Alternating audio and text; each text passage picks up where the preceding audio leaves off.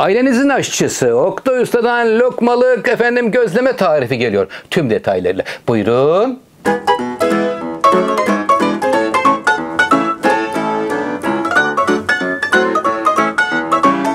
Kıymetli takipçilerim, sizler için iftarda, sahurda yiyebileceğiniz beyaz peynirli, kaşar peynirli, isterseniz sucuklu pastırmalı, minik böyle atıştırmalı gözlemeler yapıyorum. 2 tane yufkamız var burada. Kişi sayısına göre artırabilirsiniz.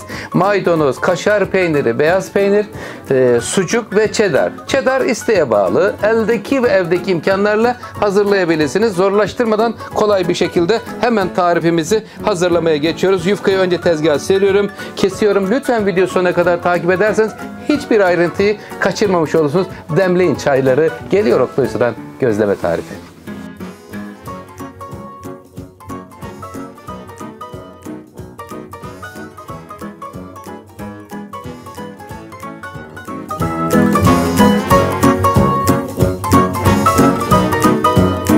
Gözlemelerimiz küçük böyle kıymetli normal klasik gözlemelerden daha ufak olup lokmalık oluyor, gayet güzel oluyor. İki tarafını kapatıyorum, ortada merkezde buluştur.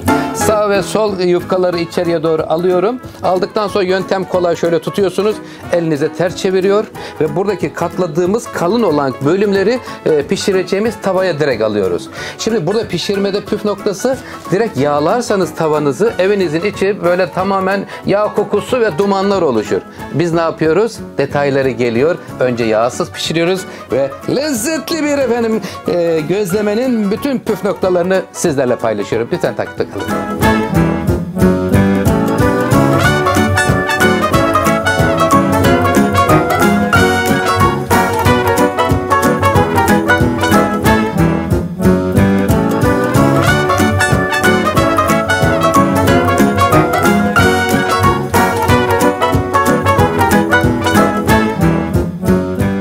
Gözlemelerimiz pişmeye başladı kıymetli takipçilerim. Cheddar peynirleri yandan bir sızma yaptı. Cheddar peyniri mümkün mertebe az koymanızı tavsiye ederim.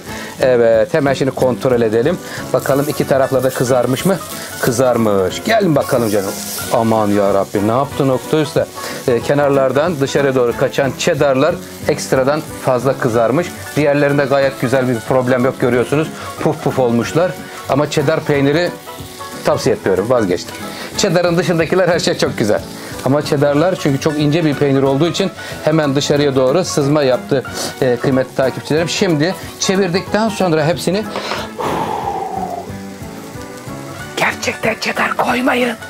Evet, devam ediyoruz. Şimdi çevirdikten sonra üzerine tereyağını sürüyor ve ocaktan alıyoruz. Çayı demlediniz mi? İftarda ve sahurda tarifler gelmeye devam ediyor.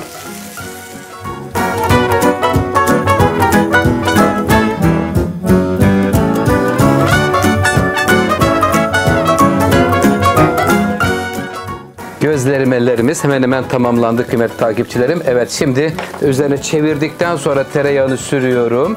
Mutfağımız da böylelikle bu sayede duman altı olmaktan kurtulmuş oluyor. Bir üst tarafları sadece tereyağlanmış olur. İsterseniz daha fazla tereyağı da sürebilirsiniz. Şimdi alıyor ve servis vakti diyoruz. Çayı demlediniz mi? Sahurda, iftarda gözleme tarifleri Oktay Usta'dan sizler için geliyor. Yorumlarınızı ve beğenilerinizi bekliyorum. İstediğiniz tarifleri lütfen yazın. Sizler için en güzel tarifler inşallah elimizden geldiğince hazırlanacaktır efendim. Buyurun sofraya. Sağlıklı, mutlu, huzurlu günler diliyorum. Afiyet olsun.